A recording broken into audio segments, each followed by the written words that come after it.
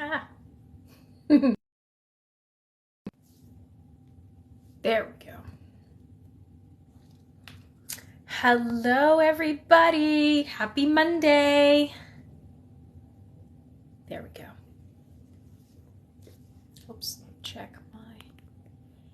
Can everybody hear me okay? Give me some thumbs up, give me some hearts. Let me know you can hear me.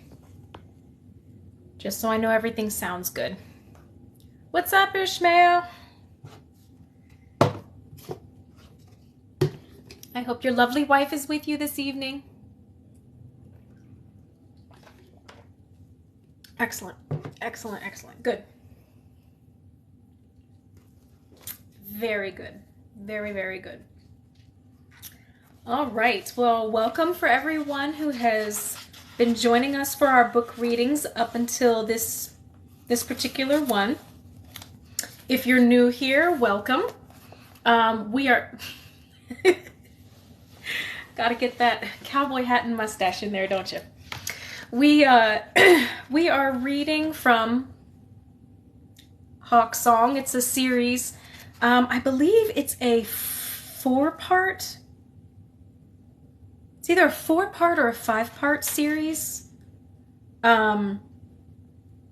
Anyway, it's from the Kishara series. And this is the first book. This is the first book of the 4 or 5.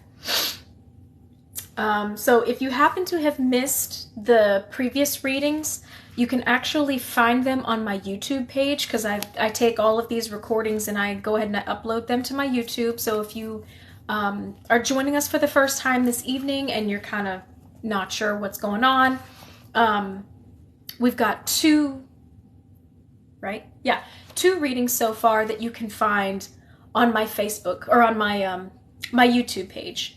So you just go to my bio and click on the little camera link, and then you should see the YouTube link at the bottom of that icon there. So at the moment, for anyone who happens to have the book, we are on page 85. We're on chapter 9. So we're just about halfway through. Probably another few chapters and we'll be about halfway through. Hello, Dark Ice Queen. How are you? Thank you for joining us this evening.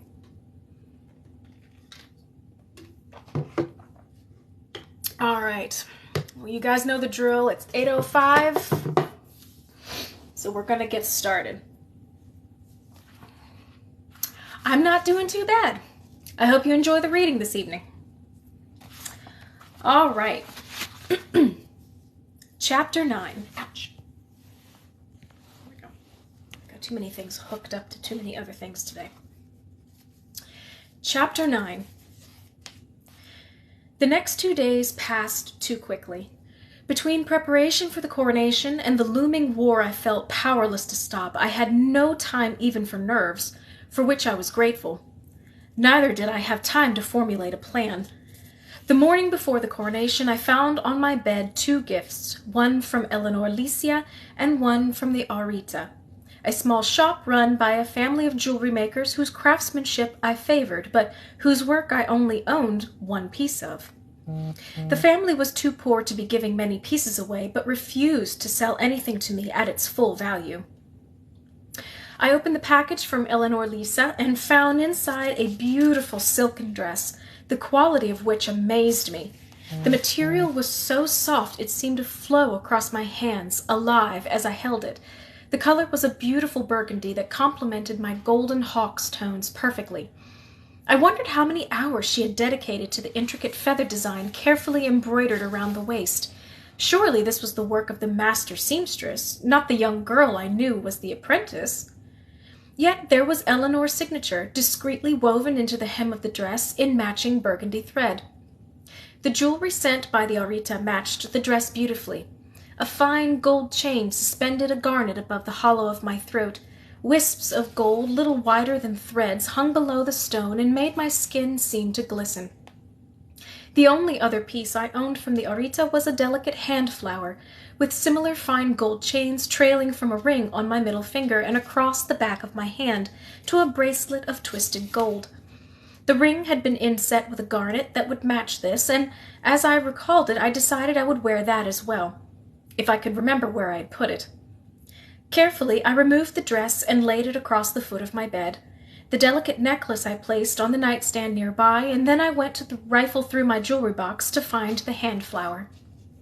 When I could not find it there, I checked my nightstand and the trunk that sat at the foot of my bed. Neither surface held the elusive hand flower, but a brief search under the bed revealed something that glinted in the faint light. I reached for it and then frowned as I realized it was silver, not gold. As I pulled the ring into the light, it took me several long moments to realize what it was, and several more moments to convince myself I was right. The stone was an oval of black onyx, inset in silver.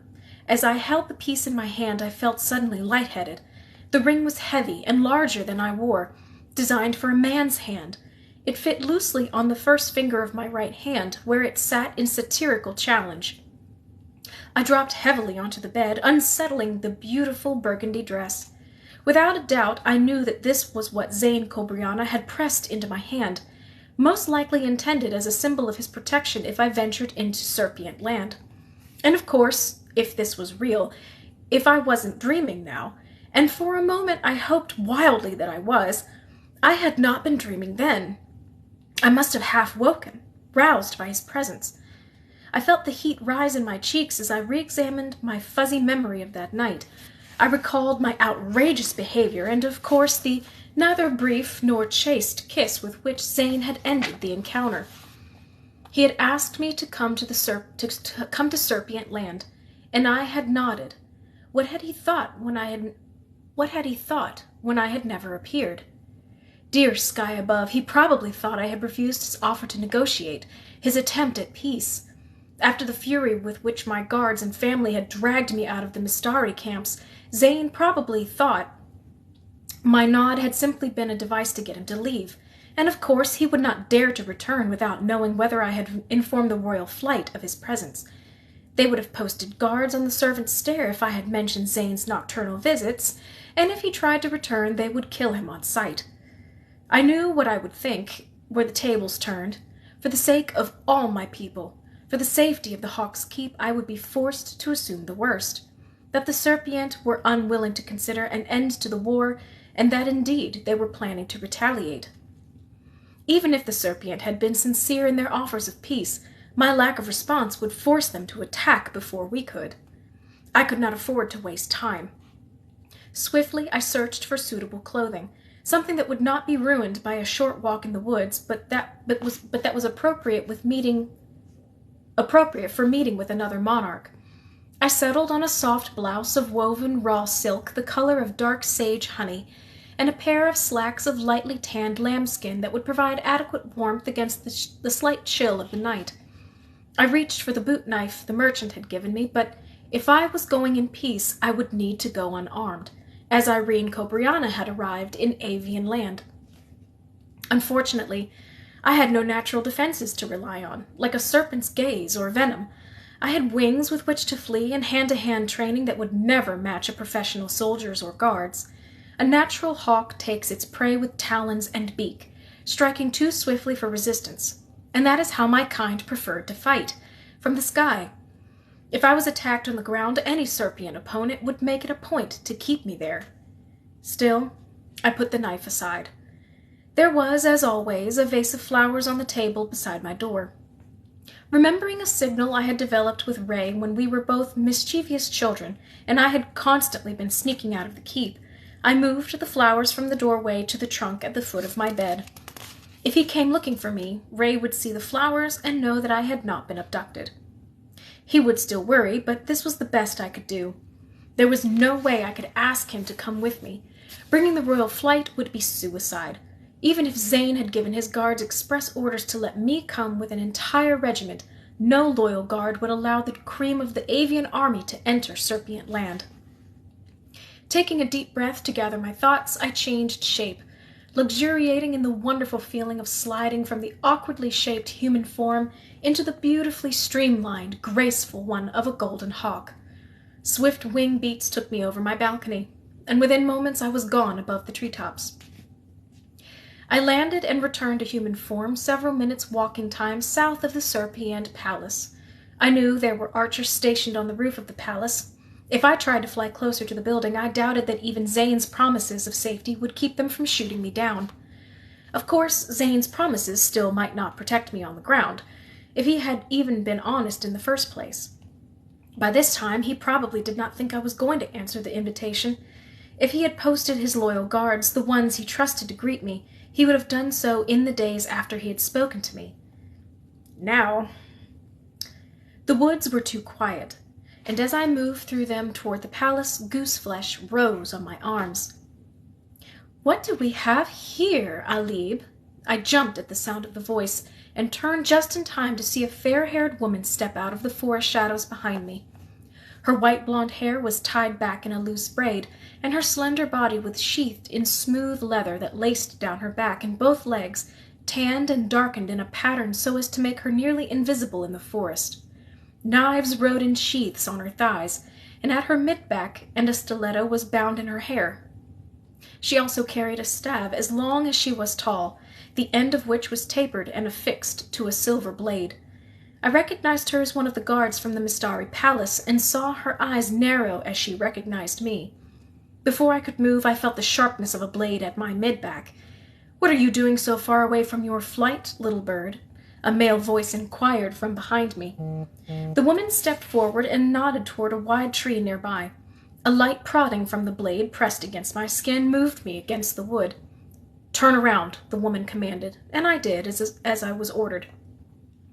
The guard behind me wore a similar outfit to the first, altered to fit his gender, which I knew was the traditional uniform for the Serpient equivalent of the royal flight. He had the same striking white blonde hair as the woman, and features that suggested they were related. "I'm trying to reach Zane Kobriana," I attempted to say as I turned.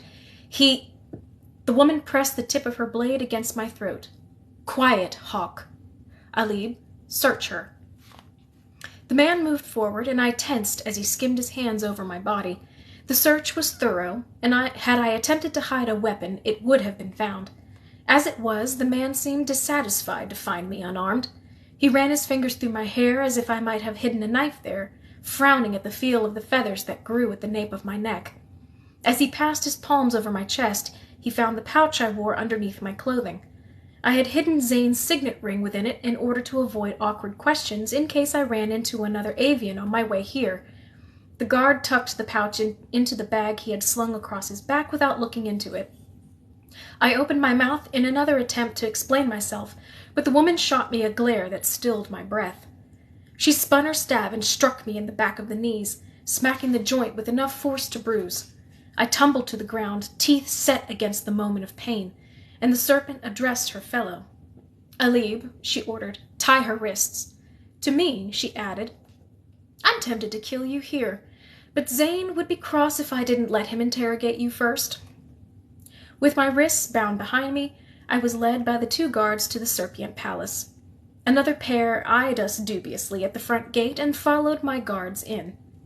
4 guards for one unarmed hawk?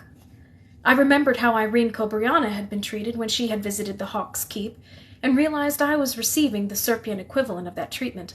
Did I really seem so dangerous to them? I was led along winding paths I would never remember later.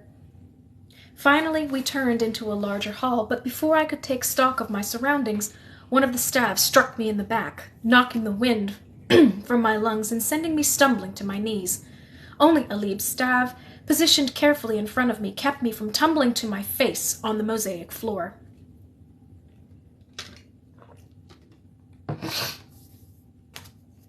Despite abused knees that protested the action, I attempted to stand, only to be struck again, this time across the shoulder.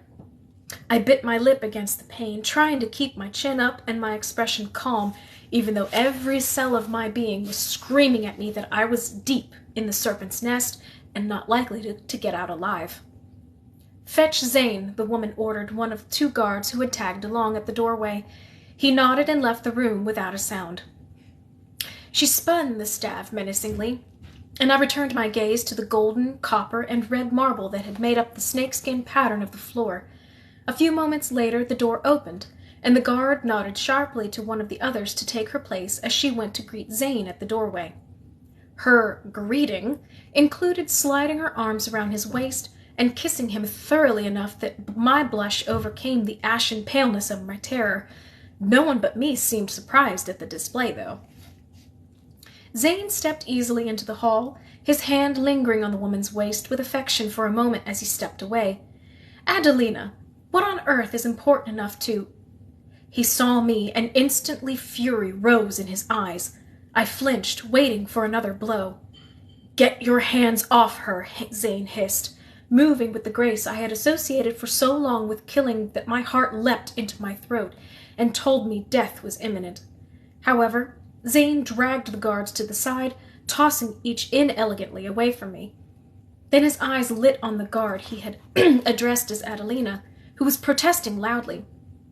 She was silenced when Zane fixed his hot red gaze on her, cut off as surely as if he had held a blade to her pale throat.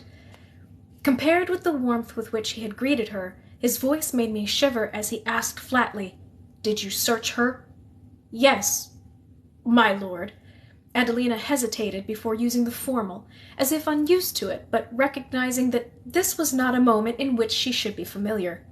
"She had nothing." Zane nodded, apparently unsurprised. "Out." "Zane, out, Adelina!" Again Zane's anger, even not directed at me, made me recoil, and wince at the sudden spear of pain in my knee as I did so. Adelina called to the others in the room, and the rest of her group followed when she left. For a moment, I savored my surprise. Had I told the royal flight to leave when Zane or Irene Cobriano was in the room, they would never have obeyed. I jumped as Zane dropped gracefully to his knees in front of me.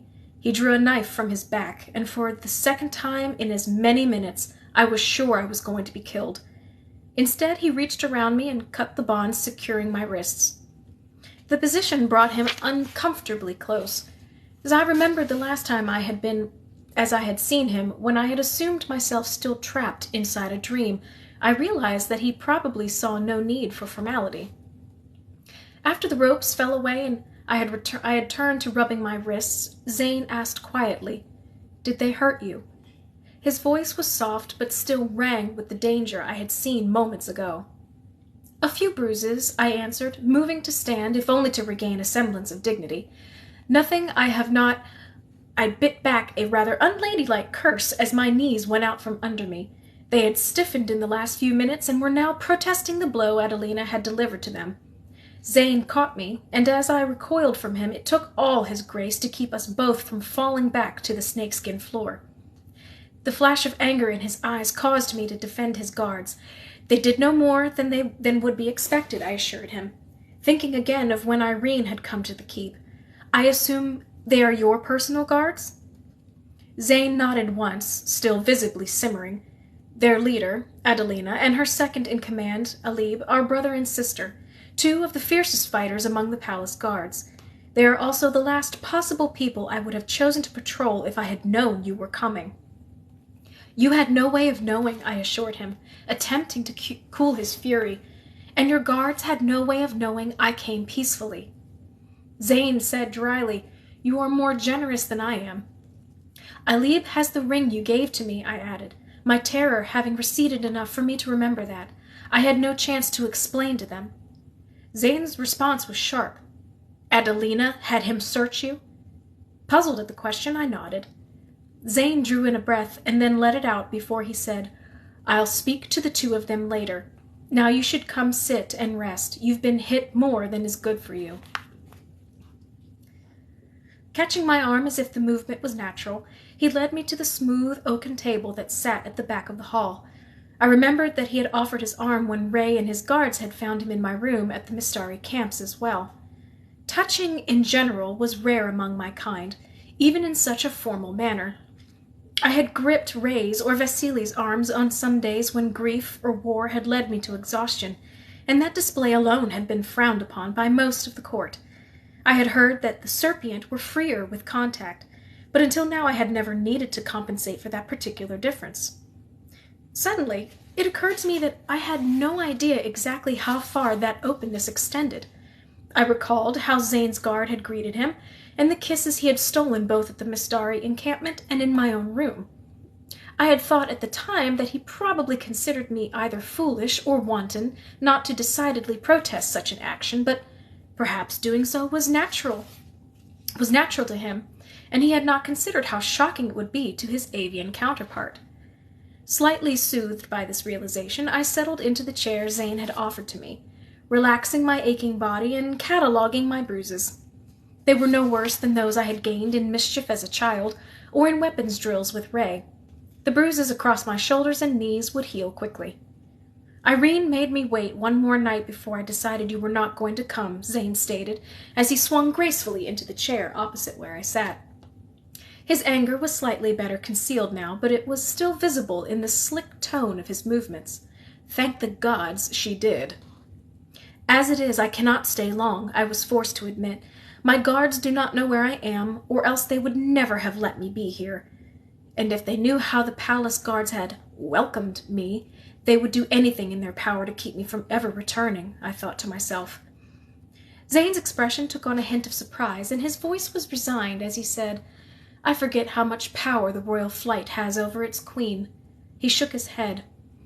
Adelina never hesitates to protest when she thinks I'm likely to get myself killed, but the guard doesn't dare try to stop a cobra from doing as he wishes.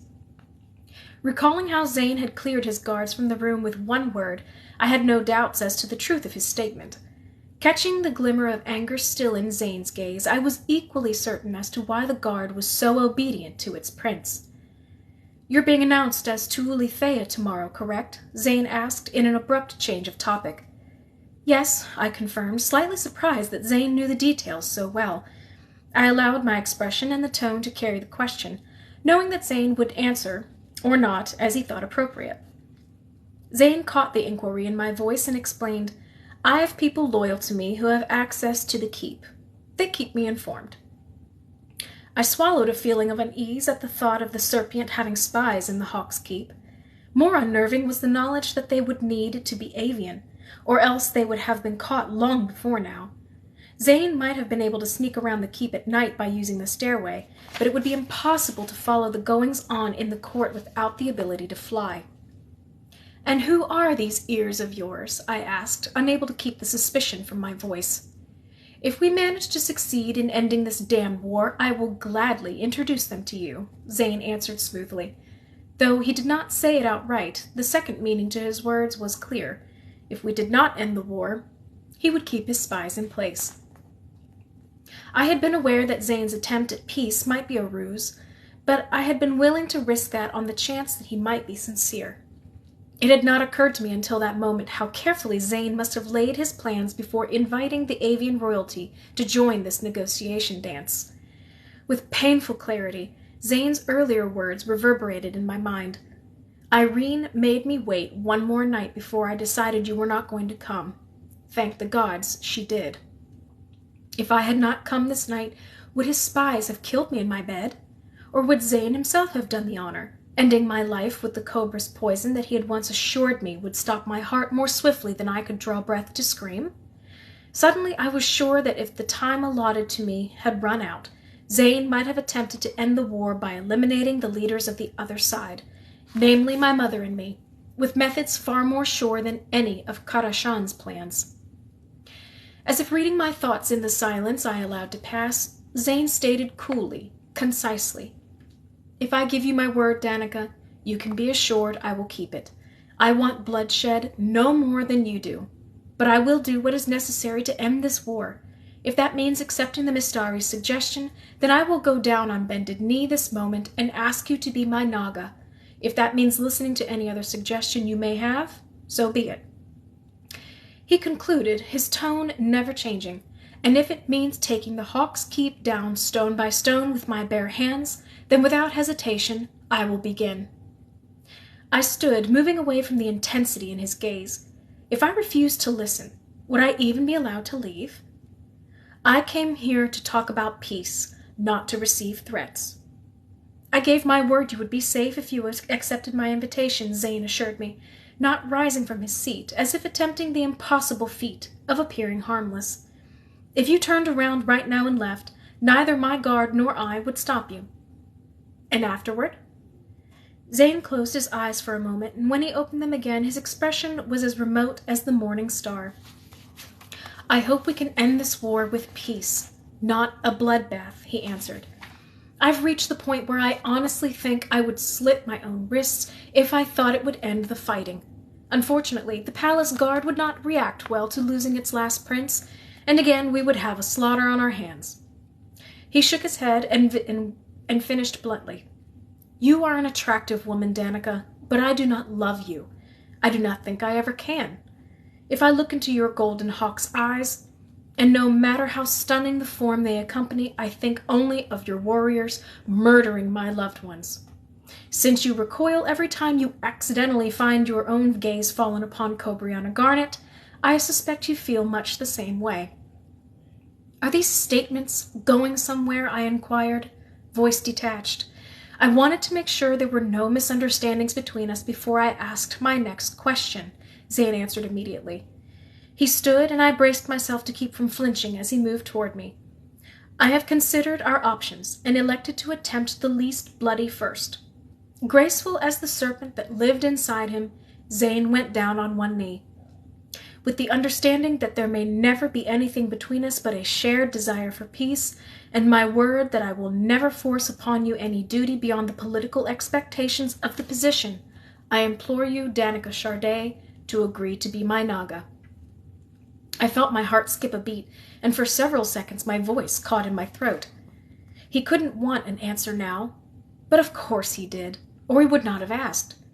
Zane waited silently, still as a statue, as I alternated between animalistic terror, the desire to flee, acceptance of my responsibilities, and the knowledge that if I said no now, I would need to return to the council and prepare for battle. How could I possibly consider saying yes when I knew that with as little hesitation as he had gone to one knee, Zane could stand and slip a knife between my ribs? How could I consider saying no when agreeing might now end the war? "I don't know how in the world I could convince my protectors to back my decision," I admitted, and my voice was nearly shaking. The rest of the council would follow the royal flight, but I felt certain that Andreas would be the first to protest my endangering myself with this agreement. "Yes or no is all that matters," was Zane's swift response. "We'll work out the details later." I took a deep breath, felt my throat constrict, and had to swallow hard twice before I could answer. "Yes, I agree." Zane stood, catching my right hand as he did so. He laid a gentle kiss on my knuckles, then turned it over and pressed another ring into my palm. The style matched the Cobriana signet ring, though this one was smaller, designed to fit my slender fingers. The metal was the same cool silver, but instead of the traditional black stone, this had been set with a rare golden onyx, with bands varying from pale honey to warm marigold.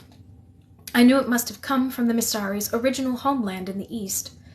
"I have informed my people that I will announce my Naga on the new moon, 2 nights from now.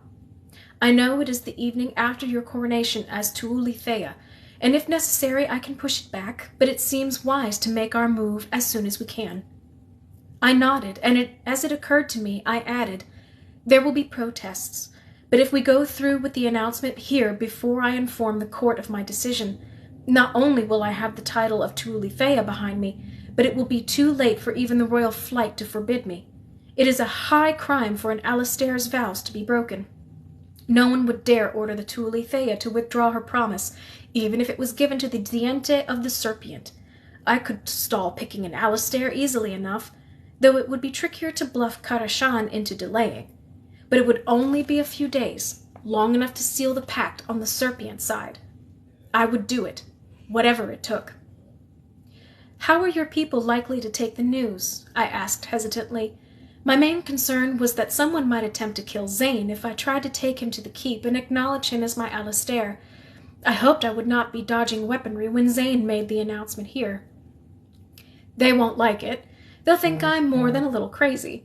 There will be those who will worry you are going to put a knife in me one night, and some who will think a strange avian magic has twisted my mind," Zane answered easily. "But you're beautiful. and there's no reason for them to think I am not madly infatuated, even if you are a hawk. That being so, they frankly cannot afford to take the announcement badly. One can be skinned for harming the Naga or her personal guards, which for you will include the royal flight. They'll be wary of picking fights with avian soldiers, at least for a while. Skinned? I shuddered at the thought, though I certainly did agree that such a threat would be a strong deterrent to anyone intending harm. I nodded, accepting Zane's reasoning. I need to get back to the keep before the royal flight comes looking for me, I stated, lifting my bruised body carefully from my seat. Can you be here at about midday after the ceremony at the keep? Zane asked. That will leave some time to prepare you for meeting the Serpient court. The concept of standing in front of a large group of hostile Serpient, relying only on the promise of Zane Cobriana to keep me safe, made my blood run cold. That should be fine, I responded, my voice sounding distant to my ears.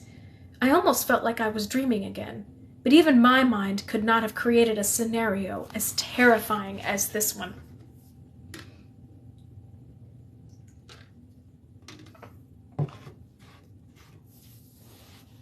We doing okay so far, guys? Chapter 10. By the time I returned to the keep, it was nearly dawn, yet I had barely returned to human form before Andreas was standing before me and demanding to know where I had been. I used the pretense of catching my breath as I thought quickly and finally settled for the closest thing to the truth I could manage. When I spoke to the flight leaders, I mentioned the possibility of a less direct solution. I have been finalizing the details of that solution.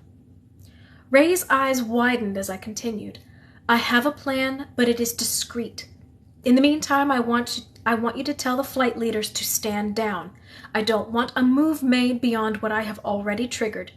I plan to turn the Serpient's plot back upon them.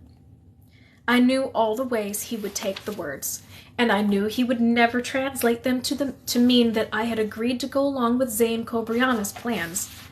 Karashan thought the Serpient were standing down to draw us into a trap.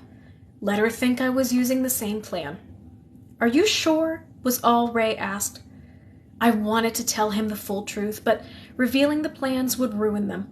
Neither my mother nor the royal flight would let me get away with this madness. That very fact was what tempted me the most. If I told them and they stopped me from going through with the insane agreement that I had made with a cobra, I could tell myself that it wasn't my fault, at least until I walked the next bloody battlefield, or took the throne and, like my mother, lost children to the war. The first blood I saw would be on my hands, as would any spilled afterwards. I kept my fears to myself, though. I am sure, I said. Give Karashan the orders. Not a move. He nodded and we parted ways. I returned to my bed to get some much-needed rest before the coronation that evening.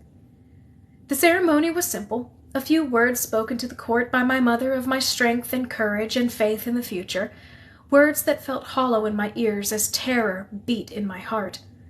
From her own neck, my mother removed a pendant of a golden hawk with wings spread, a solitary symbol on the end of a carefully woven gold and silver chain.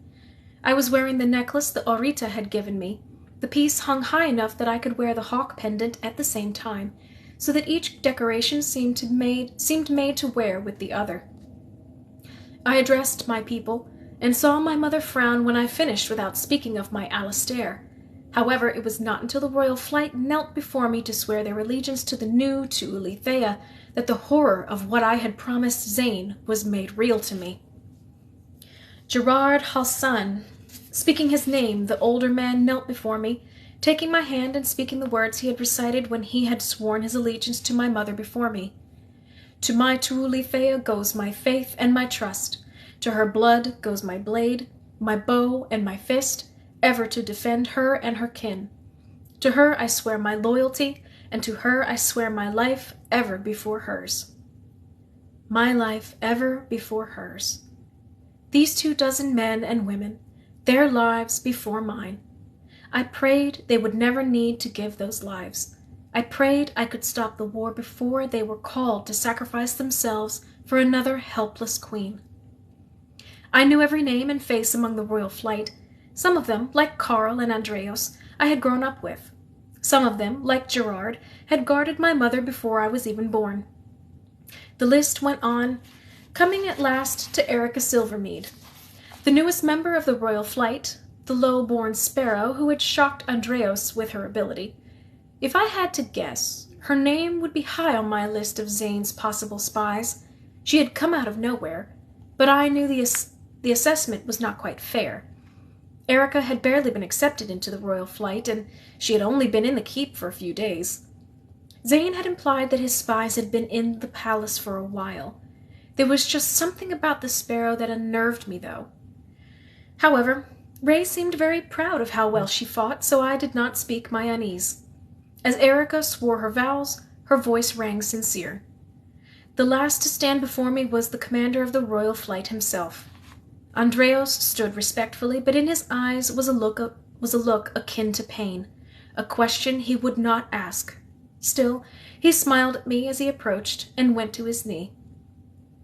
To my Tuuli Thea goes my vow to train those under me, to lead them well, so our wings may be hers if she falls, so our eyes may be hers in darkness, and our talons may be hers in danger. To her blood goes my blade, my bow and my fist, ever to defend her and her kin. To her I swear my trust and my loyalty. To her I swear my life ever before hers. He took my hand and kissed the back of it. The movement was formal, but I wished it was not. I had sworn myself to another man, a cobra, and left Ray to wonder what had happened to keep me from naming him my Alastair today, as we had assumed I would. The reception after the coronation and the vows was a farce. Every member of the avian court approached me with congratulations and words of advice, and to all of them I wanted to say, "Do you know what I have done? What I am going to do?" My mother approached me as soon as I had a moment of peace. She offered no words of congratulations, but said, "You decided not to choose your Alastair tonight?" The words asked many things. I had practiced my half-lies since speaking to the council, and when I answered, my voice was polished. "We spoke a few days ago of acting in this war. I have been working with a select few on a plan that I hope will be less bloody than sending scores of soldiers into enemy territory." I saw a moment of surprise in my mother's face and continued, "I would like, when I announce my Alastair, to announce with him a new reign of peace. I would like to announce that Zane Cobriana no longer stands as our enemy, and I intend to." Skepticism was not hidden from my mother's voice as she asked, "What is this plan?" "Wait, Mother," I answered with a sigh. "I will announce the outcome in 3 days' time, in front of the court. I will announce my Alastair then. Until then, I will hear no questions." I knew she wanted to ask, but she held her tongue. I was Tuuli Thea now. She had no power to challenge me. It was nearly midnight when I managed to sneak out to the balcony for a breath of fresh air. I leaned against the railing, staring at the line where the treetops met the starlit sky. I was not alone for long. Andreas joined me, not speaking, but giving me a chance if I wanted it. I only wished I knew what to say. I started to turn away, but his voice drew me back. "Danica?" His features were shadowed, but not enough to hide the look of determination on them. "It's all right," he said, voice gentle. "I understand. I love you, and I always have. What matters to me is that you are happy. If there's someone else, I wish you luck with him." My heart raced at his words. I opened my mouth to say, "There's no one else," but of course there was. A serpent. "And if you're just not ready, I can wait." I was unwilling to lie, but couldn't tell him the truth. I reached out to him, and he caught my hand and kissed the back of it. I remembered Zane doing the same so recently and couldn't speak. Words of love seemed cruel when the next night I would pledge myself to another man. The words I uttered were halting, but honest. "You have been a friend to me ever since we were children." I saw him flinch at the words, but continued. "There is no one I trust more, no one I care for more. But," I shook my head, "it's impossible to explain." I saw a sudden hint of fear and suspicion in his eyes and turned away before he could speak again. I returned to my room and collapsed into bed, where I stared at the ceiling and tried to block my own fears from my mind. I woke a few hours after sunrise. Yawning, I dragged myself out of bed and called for a cold bath to try and rouse myself. The hawk pendant was still around my neck, and I lifted it to examine the intricate detail of the wings and eyes. Tuuli Thea. Though I had been preparing for the title since my sister's death, the position still seemed unreal. The idea that I was now the one the royal flight would look to, the one who would hear complaints of the common people in the market, and the one who would be expected to administer justice in response to a crime seemed impossible. And by tomorrow, the title will be Naga as well, I thought to myself. I did not wish to dwell on that prospect, but of course I was forced to as I took my bath, and the cold water woke my mind and my fears. The dress I had worn for the ceremony the day before had been aired and hung, though the flowing skirt, decent neckline, and low back designed to allow the demi-form's wings to grow if it became necessary was in avian style. The warm burgundy and soft silk reminded me of the outfits I had seen Irene and Charisse wear. It would be perfect for the ceremony at the palace. I laid it out with the silent thanks to Eleanor, its creator. Struggling into the complicated garment alone might prove difficult. A maid had helped me with several of the clasps in the back the first time, but I would manage. The next problem was a slightly larger one. I could not simply disappear all day and evening without exciting a panic among the royal flight. I drafted a letter, though I knew leaving a note in my room was a rather guilty way of avoiding confrontation. I also worried that someone might find it too early. I needed someone who could cover for me for a few hours, then explain to the royal flight where I had gone. Eleanor. Might she be of help? She was more open-minded than most of the court, and might be willing to be my intermediary. I summoned her to my drawing-room and paced on the balcony as I waited for her to appear. I need a favor from you, I stated, once the woman was present, and the page in training who had brought her was gone. What would you like? She answered easily, unsuspicious. I have been conducting negotiations with the Serpient, I explained, leaving out all specifics and watching her face carefully for signs of revulsion. Eleanor appeared startled, but did not immediately reject the idea. The royal flight does not know what my plans are, but I am worried I will be missed while I am away today. Won't they expect you to be at market for festival? Eleanor asked with wide-eyed faux innocence. I know it's supposed to be a day for merchants and children, but I've never in my life known you or any of the royal family to miss it. In the recent days' mixture of confusion and tension, I had honestly forgotten about festival, which occurred about 2 months before midsummer. Every year, market was filled to bursting with magicians, storytellers, and other entertainers. Though the Tuuli Thea and her heirs were traditionally not a part of the celebrations, I had always loved the bright decorations and beautiful songs that accompanied them.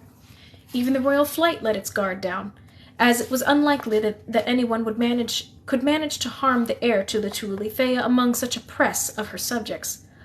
Perfect, I breathed.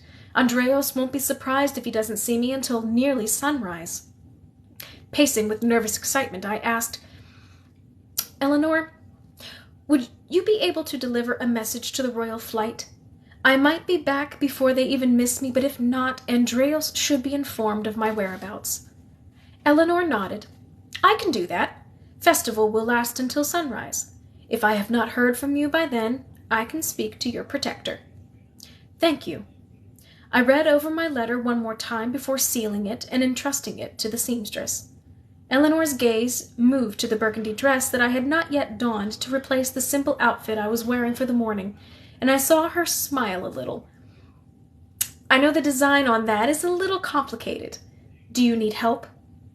Eleanor, you are a goddess, I breathed. So far, this venture was falling into place easily.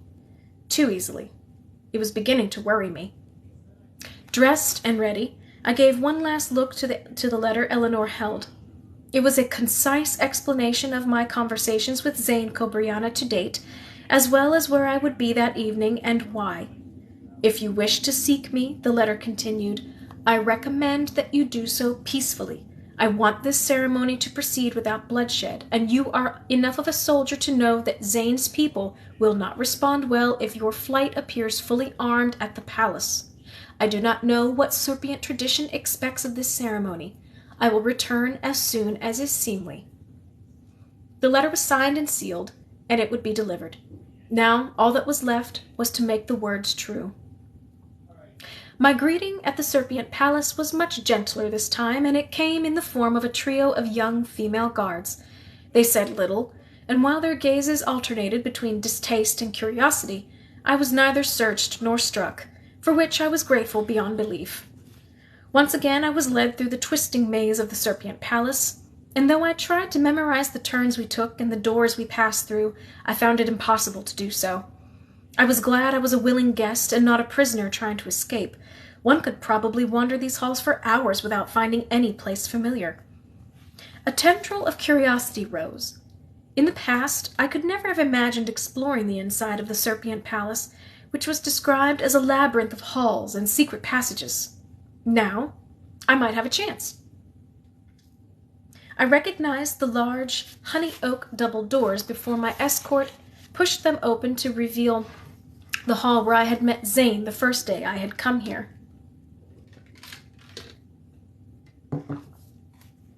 Zane was pacing anxiously, while Irene and Charisse Cobriana were seated at the large table that dominated the far side of the room. Now Zane dismissed the 3 guards with a word and greeted me warmly. Danica, allow me to introduce Naga Charisse Cobriana, he first began formally, and you have met my sister Irene. A pleasure to meet you. I was very proud of myself. My voice did not shake as I greeted the present Naga of the Serpient, Zane's mother. I also forced myself to meet her gaze as I spoke, as was polite. Charisse did not attempt to hold my eye. My son speaks quite highly of you. There was some laughter in her voice, as if Zane's speaking quite highly might have been intermixed with his speaking quite lowly. But considering I had been on pins and needles lately, I could only imagine how Zane had been around his family.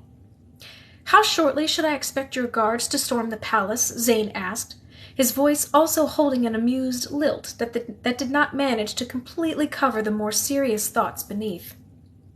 The royal flight will be informed of my whereabouts shortly before sunrise, if I have not returned by then, I answered, my voice as light as his despite my nervousness. One of the hall's double doors opened partially, and Adelina entered. She nodded deferentially to Charisse and Irene, then said, Zane, you are needed. Am I? Zane's voice was clipped, not cold, but short with tension. I'd like to know what your guard needs me for at this moment. I need to speak to you, she amended, with a look to kill directed at me. You can speak as freely in front of Danica as you can in front of me, Zane assured her. A moment of awkward silence followed, stretching until Irene stood and put a hand on Zane's arm. The cobra caught Zane's eye and nodded sharply in Adelina's direction, a silent command. She deserves a chance to speak with you before the ceremony. Mother and I will prepare Danica. Zane hesitated, but finally led the way out of the room. They paused in the hall, and Adelina closed the door. She knows not to hit anywhere the bruises will show, right? Charisse asked lightly. Irene smiled wryly. She knows, though I doubt Zane's in a mood to tolerate it, even if she is justified. Is there something I'm missing here? I asked worriedly. The implication that Zane's own guard might harm him was rather unpleasant. It occurred to me again that there were reasons beyond history behind why the Serpient and the Avians were at war.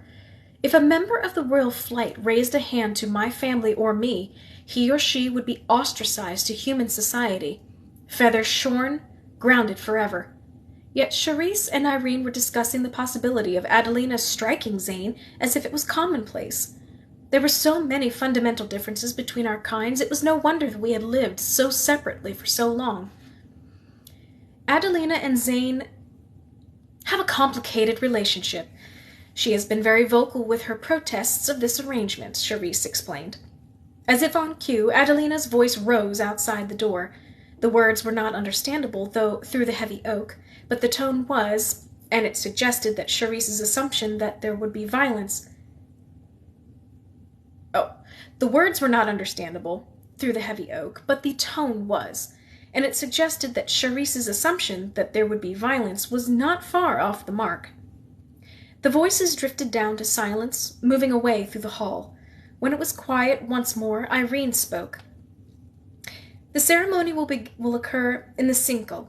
That's where any public event takes place and every Serpiant is admitted. Zane is very popular among his people, which means the Cinco will be full. You will be separated from the crowd for the actual announcement, but later you will be expected to move among them. The Serpiant do not expect nor want distant monarchs. If you refuse to see your people, they will not tolerate you. No weapons are allowed in the Cinco, and in addition to Zane, you will have a guard with you at all times. That should keep any surprised zealots from putting a knife in you this evening. My blood had already turned to ice. I nodded calmly, past the point where I could be shaken. I was used to walking among my own people, but I trusted the ravens, crows, and sparrows of my home. After that, the majority will be wary about starting fights. The guard will keep a lookout for troublemakers, but as I said, Zane is popular. If he seems happy, his people will follow him. Irene looked to Charisse, as if wondering what she should say next. Charisse sighed lightly before asking, Danica, how much do you know about our kind? The question took me aback. The answer was knowledge of how to fight them, and a hodgepodge of rumors and myths that might or might not be true. Not much, I admitted. One thing my daughter would not think to mention, Charisse continued, is that there are some basic differences of behavior. At this, Irene was listening as intently as I was. In avian society, correct me if I'm wrong, please, one is expected to behave with a level of distance and formality that is all but unknown among my people. As to Ulithea, you are expected to be more of a symbol than a power, speaking with cool rhetoric and moving with simple grace. As Naga, the rules are different. A Serpiant leader is a friend to her people, and sometimes closer, occasionally a rival, but never detached. You've spoken with my son enough to know that every emotion he feels, he shows, and that is what is expected. Please, go on, I said, trying to take in what she was telling me. Zane will not push you further than you are comfortable going, Charisse assured me, but the fact is that you are going to need to convince the Serpiant that this is not a match of convenience. The Diente does not choose his mate for politics or money or whatever foolishness humans marry for. If the people think Zane chose you for any reason other than love, they will not accept you. I tried to speak and found my throat too dry to do so. They will expect you to be afraid, but they will think you brave, especially since Zane plans to let it be known that you do not have the approval of your own kind yet, but are willing to go through with this and convince your people to agree with you later. He has turned this match into the very image of young, reckless love, and that is the image you will be expected to preserve among the Serpiant public. I nodded, not at all sure that I would be able to follow through. As Zane had pointed out, I could not even meet his gaze without wanting to recoil. And this will involve... It will involve being closer than you are probably comfortable with, Charisse stated bluntly. Touching among my kind is not just common, it is expected. Stay near Zane, that you will need to do anyway. Forget your polite avian reserve. I'm not suggesting that the two of you make love in the middle of the sinkhole floor, so you can cool that charming avian blush from your face, but you will have to touch him, even if it's just an arm around his waist. Remember, you are hopelessly in love. The two of you can't keep your hands off each other. Zane is determined not to overstep his bounds with you, though. He would risk the whole venture to keep from doing so. It will be up to you to take initiative and keep the masquerade going. Does that make sense? I understand. Could one be cold as ice and still have her face on fire from such simply stated words? Apparently so. Charisse Cobriana nodded. She opened her mouth as if to say more, then closed it again. After a moment, she said, "Thank you, Danica, for being willing to do this. When Zane first suggested that we try to arrange a meeting with the Tualithea and her heir, I was his loudest skeptic. When I heard the Mistari suggestion, I was horrified." She shook her head. "I would not have had the courage even to contemplate such an idea, much less the altruism to give up what you and Zane are giving up for your people." Words tried to surface and failed. "Thank you" seemed too deferential. "You're welcome" too arrogant. Finally, I settled with, "I have lost too many people to this war. There is no way I could refuse to go through with something that might keep others from the same end." And that will bring us to almost literally halfway. So we are halfway done with the first book of the Kisharav series. I hope you guys enjoyed that reading this evening. I know I did. So yeah, we will continue again on Monday, next Monday, normal time, 8 to 9. Yeah, Monday, 8 to 9. So for anyone who may have joined in on this reading a little later, or if you guys just want to listen to me read again, I'll have this uploaded to my YouTube probably tomorrow, Wednesday at the very latest. So I hope you guys have a fantastic evening and a fantastic week. Please keep yourselves well hydrated, keep yourselves safe, and I will see you soon.